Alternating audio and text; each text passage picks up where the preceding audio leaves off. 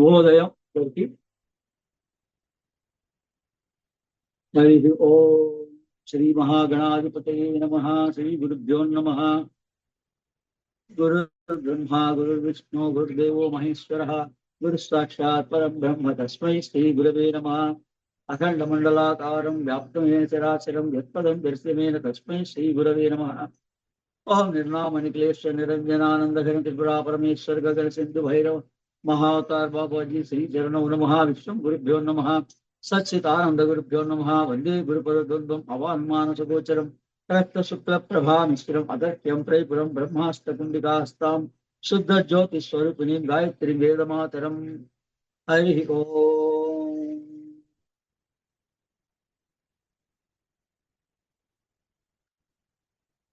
ప్రణవానంద స్వామి వారి ద్వారా మనకు అందుతున్నటువంటి ఈ విజ్ఞానం ఓంకార సంబంధమైనటువంటిది.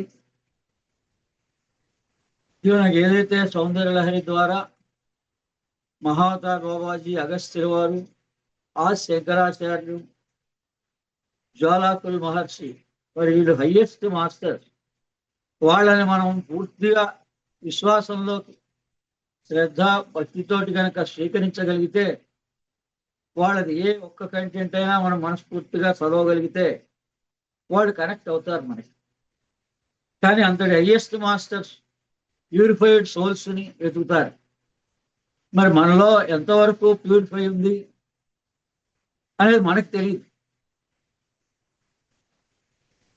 కాబట్టి వాళ్ళే ఆ స్వామి రామ ఏదైతే ఉన్నారో, మరి ఆయన ద్వారా ఈ సౌందర్య లహరిలోని విజ్ఞానం ప్రయోగాత్మకంగా జపాన్ సైంటిస్టు ఏ విధంగా చేశారో ఆ విధంగా మన దేశస్థుడు కూడా స్వామి రామ ఈ గాయత్రి విద్యని, ప్రాణ విద్యని వేదస్నర్ మీద సాధన చేశారు.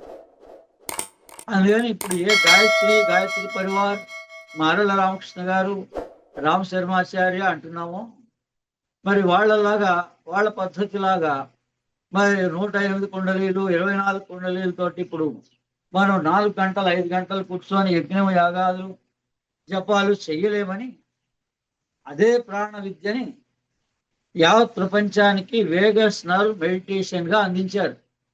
అందుకని నిన్న నుంచి వాళ్ళు చెప్పేటువంటి ఈ సబ్జెక్ట్ అంతా కూడా దేనికి సంబంధించింది అంటే, మనం చదువుతున్నటువంటి సైన్స్ ఆఫ్ మెడిటేషన్ కి విరుద్ధంగా వేరేది కానే కాదు. అందుకని ఏదైతే మంత్ర ధ్యానము, కర్మ ధ్యానము, యోగ ధ్యానం చాలా ఫాస్ట్గా మనని ఎవల్యూషన్లో ముందుకు తీసుకెళ్ళేటువంటి 3 మార్గాలు. ఈ 3 మార్గాల్లో మనం ఎంతమందికైనా, ఎవరికైనా, ఏ దేశ విదేశస్తులకి కూడా ఈ 3 మార్గాల్లో వాళ్ళకి నచ్చిన మార్గంలో వాళ్ళకి సహాయ సహకారాలు అందించి ధ్యాన యోగ పద్ధతిలో వాళ్ళందరినీ ముందుకు తీసుకెళ్ళచ్చు. అందుకని ఇది మంత్ర ధ్యానంలోకి వస్తుంది.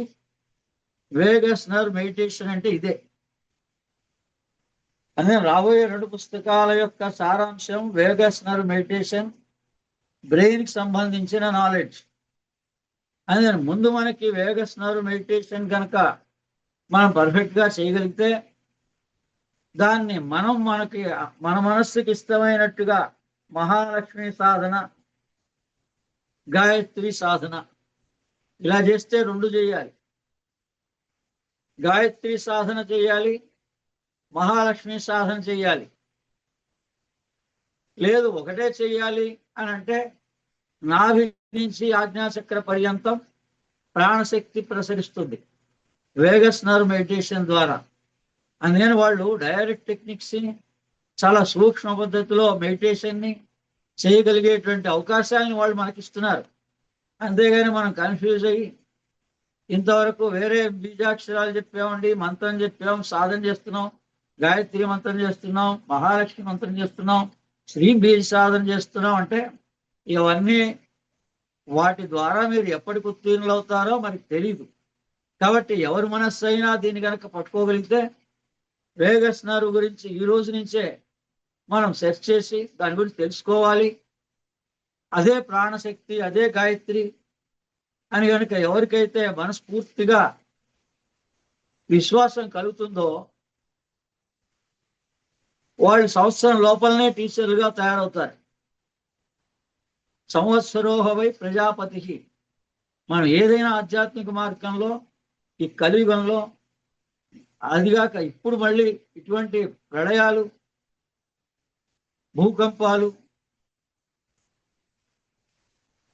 అగ్ని సంబంధించింది కానీ, జల సంబంధించింది కానీ, భూ సంబంధించింది కానీ, మూడు కూడా ప్రకోపిస్తున్నాయి. ఎందుకంటే ప్రకృతి అన్నా తల్లి అన్నా ఒకటే. మనందరం కూడా తెలుసో తెలియకో తల్లి తండ్రుల్ని నెగ్లెక్ట్ చేసిన వాళ్ళే. మేము చాలా బాగా చూసుకుంటున్నామండి, మేమంతా చూసుకుంటున్నామని చెప్పడం అది కేవలం తల్లి అంటే శారీరకమైన తల్లి కాదు, ప్రకృతే తల్లి. ఎవరైతే మనం టీ కాఫీలకు అలవాటు పడిపోయినామో, మరి ఏ నేచురల్ గా ఉండేటువంటి వాటికి విరుద్ధంగా కొండలన్నిటినీ తొలిసేసి మరి కాఫీ టీ తోటల్ని పెంచడానికి ఆరంభం చేశారో వాళ్ళందరినీ మనం పెంచి పోషిస్తున్నాం రోజు టీ కాఫీలు తాగి.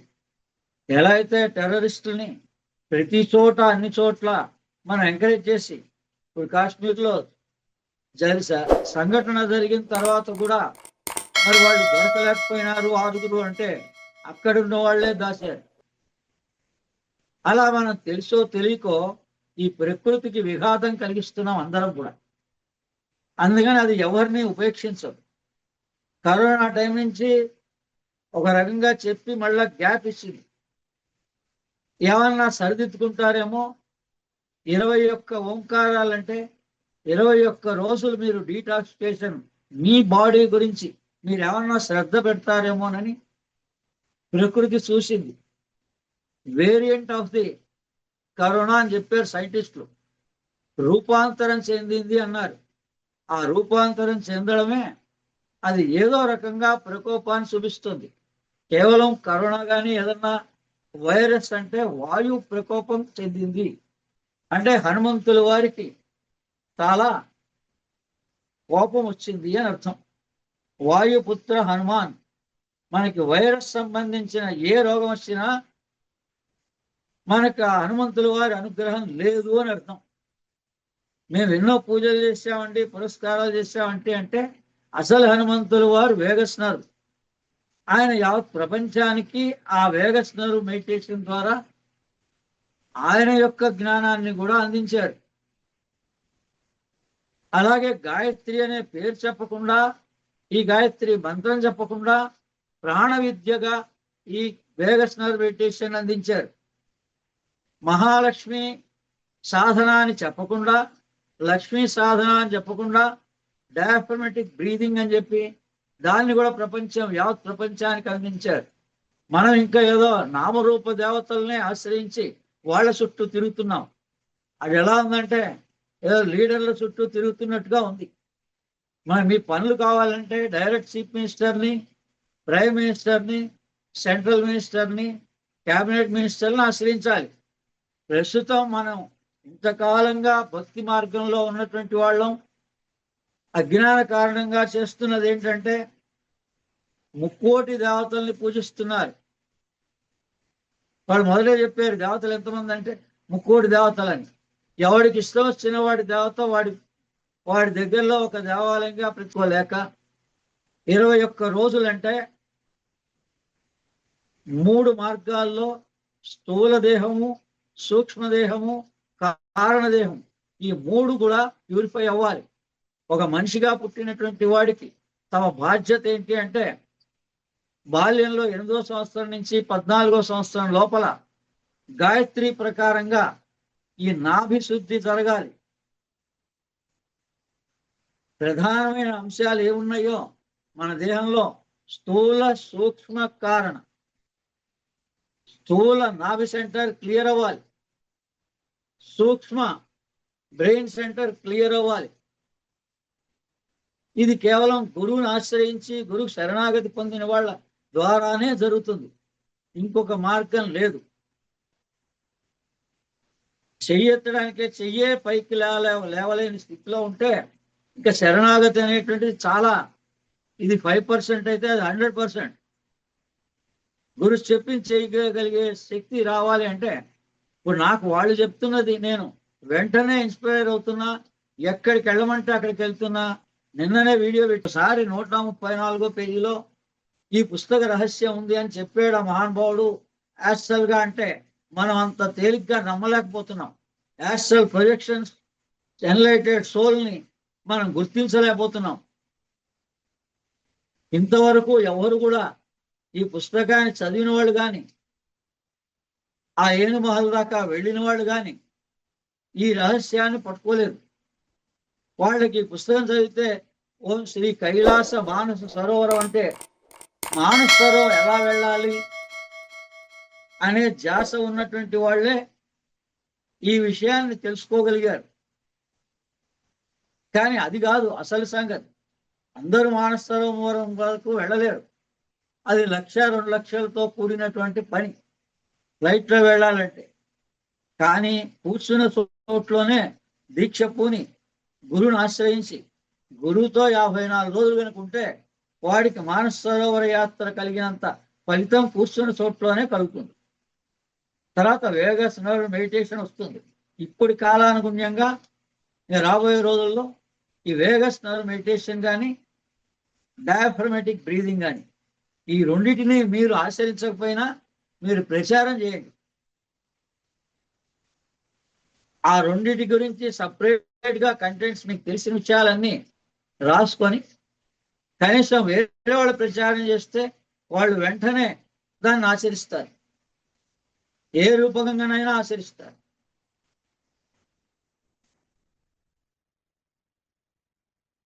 నావెల్ చక్ర క్లీనింగ్ ప్రాసెస్ రమ్ బీజంతో చేస్తూ ఎన్నో రకాలుగా చేస్తూ అనే వాళ్ళకి ఆ అదృష్టం వస్తుంది. 1 సంవత్సరంలోనే వాళ్ళు రియల్ మెడిటేషన్ లోకి వెళ్ళగలుగుతారు. అందుకని ఓం మణి పద్మే హుం హ్రీం ఇది పెట్టాలి. ఈ వెబ్జిఆర్ఏ మొత్తం 7 చక్రాలు పై నుంచి వాయిలెట్ నుంచి రెడ్ కలర్ దాకా ఇవే సూర్య విజ్ఞానం.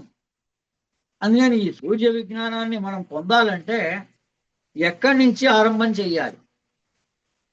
అందరూ కుండల్ని జాగృతం చేయండి.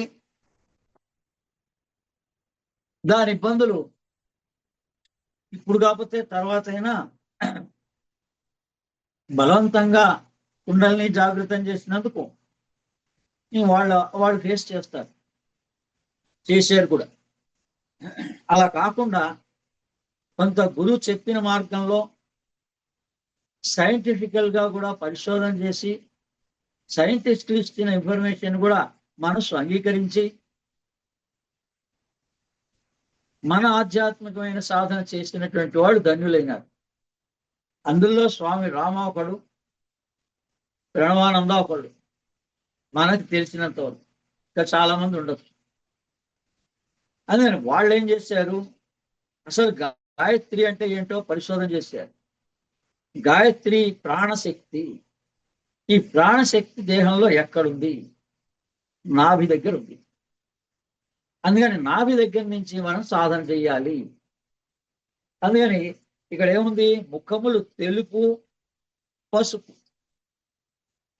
తెలుపు అంటే పైన, పైన అంటే గురువుని ఆశ్రయించడం, గురువు చెప్పింది చెప్పినట్టుగా ఆచరించడం తెలుపు అనేటువంటి దాని యొక్క అంతరార్థం. తర్వాత పసుపు అంటే వాయిలెట్ ఎక్కడుంది మనకి? నాభి దగ్గర ఉంది. అందుకని సాధన ఎక్కడ చేయాలి? వాయిలెట్ దగ్గర చేయాలి. ఇక్కడి నుంచి ఆరంభం చేసి సాధన చెయ్యి అని అర్థం. ఆ తర్వాత మూడవది ఎరుపు. ఇది చేసిన తర్వాత స్వాధిష్టానానికి వెళ్ళాలి. స్వాధిష్టానం తర్వాత మూలాధారానికి వెళ్ళాలి. ఈ రకంగా సాధన చేయాలి తప్ప డైరెక్ట్ గా మూలాధారం నుంచి కుండలిని జాగృతం చేస్తే ప్రతివాడు అనేక ఇబ్బందులు పడ్డవాడే. వచ్చిన జన్మ సార్థక చేసుకోవాలి. అది దేనివల్ల? యోగం వల్లనే సాధ్యం. ఇంకొక మార్గం లేదు. అదే స్వర యోగం. సులభమైన దాన్ని ఆచరించాం. ఆచరిస్తే ఇప్పటికి అంతా యోగులు అయిపోతారు. ప్రతి నెల 3 నెలలు చూస్తుంటే 3 నెలలు అయిపోతాయి. 90 రోజులు అయిపోతే 100, 108 రోజులు అయిపోతే నిజంగానే మీరు 108 రోజులు ఆచరిస్తే మీలో మానసికమైన మార్పు వచ్చి తీరుతుంది. దానిలో సగం 54 రోజులు చేసినా మానసిక స్థితిలో మార్పు ఖచ్చితంగా ఉంటుంది. మీకు మీరే పరిశీలించుకోండి, గుడి మీద చేసుకొని మీ దగ్గర స్వరయోగానికి సంబంధించిన పాకెట్ డైరీ ఉందా లేదా? చిన్న పాకెట్ డైరీలు ఉంటాయి. దాంట్లో 24 గంటల్లో మన స్వరం ఎలా నడుస్తుంది, కర్మ ధ్యానం ఉంది. అసలు రోజు రాత్రి ఎలా జరుగుతోంది, పడుకోబోయేటప్పుడు ఏ పద్ధతిలో పడుకుంటున్నాం, నిద్ర లేచినప్పుడు ఏ పద్ధతిలో లేస్తున్నాం, ఈ రోజు రాత్రి ఎటువంటి స్వప్నం వచ్చింది, మనం పడుకోబోయే ముందు ఏ ప్రార్థన చేసి పడుకున్నాం. వీటిలో మంత్రధ్యానం ఎంత గొప్పదో కర్మ ధ్యానం అంత ఈజీ. కర్మ ధ్యానానికన్నా యోగ ధ్యానం ఇంకా ఈజీ. ఆ యోగ ధ్యానమే స్వరయోగం. ఆ యోగ ధ్యానానికి ప్రవేశించే మార్గమే వేగస్ నర్వ్ మెడిటేషన్. అదే ఈ మంత్రం యొక్క ఫలస్థుతి ఏవేవి అవుతాయని చెప్పారో, ఏమని చెప్పారు? ఆత్మ నిగ్రహం కలుగుతుంది, విల్ పవర్ పెరుగుతుంది మంత్రం సాధన చేస్తే.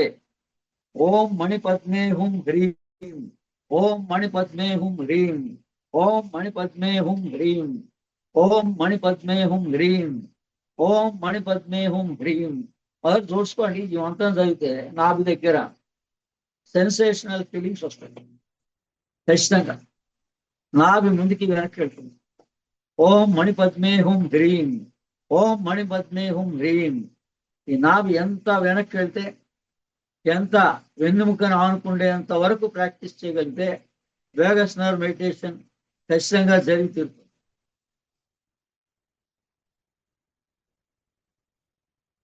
ఎలా చేస్తున్నారు, ఎలా చేయాలి అని చెప్తారు ఇప్పుడు వివరాత్మకంగా. మొట్టమొదట ఆత్మ నిగ్రహం అంటేనే విల్ పవర్ పెరుగుతుంది. ఇంకా తర్వాత రెండో స్థాయిలో ధ్యాన అభ్యాసం చేసి, ధ్యానం చేస్తే, యోగం చేస్తే సిద్ధులు వస్తాయి. అష్టసిద్ధుల వైపు వెళ్ళిపోతారు అంతే. 8 రకాల సిద్ధులు ఉన్నాయి. ఇంకా అవి కావాలని కోరని వాడు లేడు. అక్కడ అయిపోయినారు అందరూ. అది దాటగలిగితే ఇష్టదేవతా సాక్షాత్కారం అప్పుడు కలుగుతుంది. మీరు అష్టసిద్ధులు దాటిన తర్వాత ఇష్టదేవతా సాక్షాత్కారం కలుగుతుంది.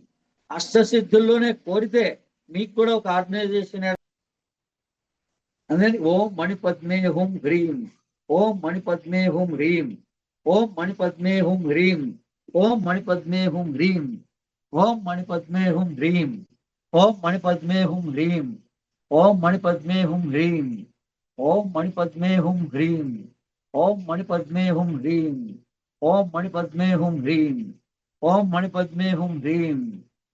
అంటే నాభి లోపలికి వెళ్ళాలి. మనం అన్నప్పుడు గమనించవచ్చు, నాభి లోపలికి వెళ్తుంది. ప్రాణశక్తి కేంద్రం బిందువు ఇది. అందుకని అక్కడ ప్రాణశక్తి ప్రేరేపింపబడుతుంది. కుండలిని శక్తి జాగృతం అవుతుంది. తద్వారా మనకి తెలియకుండానే మన లోపల కుండలిని శక్తి జాగృతం అవుతుంది. అప్పుడు మనం శ్వాసని, ప్రాణాన్ని ఈ నాభి నుంచి ఆజ్ఞాచక్ర పర్యంతం కూడా గమనించవచ్చు. పైనుంచి కిందికి, కింది నుంచి పైకి. లేదా మొట్టమొదటి స్టేజ్లో అనాహతం వరకు కూడా శ్వాసని గమనించవచ్చు. లేదా విశుద్ధి దాకా కూడా, నాభి నుంచి విశుద్ధి, నాభి నుంచి అనాహతం, అలాగే నాభి నుంచి ఆజ్ఞ. ఈ మూడు స్టేజ్ల్లో ఇప్పటి వరకు యోగాభ్యాసం చేయగలిగిన వాళ్ళు, చేస్తున్న వాళ్ళు, ఓంకార సాధన చేస్తున్నటువంటి వాళ్ళు ప్రాక్టీస్ లో పెట్టుకోవచ్చు. ఇక తర్వాత అన్ని చెప్పేశారు, అన్ని రకాలుగా చెప్పారు. ఇంకా అది దీక్షగా ఎవరు ఆచరించి చేసుకోగలుగుతారో వాళ్ళ ఫలితాలు చాలా ఫాస్ట్గా వస్తాయి. ఓం మణి పద్మే హుం హ్రీం, ఓం మణి పద్మే హుం హ్రీం, ఓం మణి పద్మే హుం హ్రీం.